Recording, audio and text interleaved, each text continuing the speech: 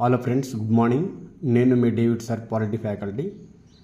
ప్రాథమిక విధులు అనే టాపిక్ని చదువుతున్నటువంటి సందర్భంలో ఈ ప్రాథమిక విధుల యొక్క హిస్టారికల్ బ్యాక్గ్రౌండ్ కూడా ఖచ్చితంగా చదవాలి.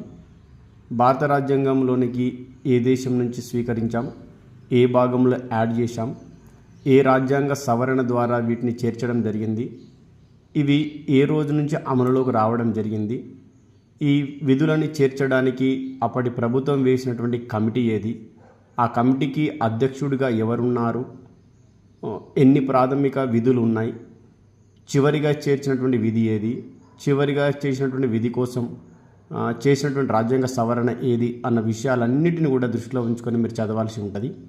ఇంకా విషయాలు తెలవడం కోసం డేవిడ్ సార్ పాలిటీ క్లాసెస్ అనే యాప్ని డౌన్లోడ్ చేసుకోండి. టెస్ట్ సిరీస్లు రాయండి, ఉద్యోగాన్ని సంపాదించండి. All the best.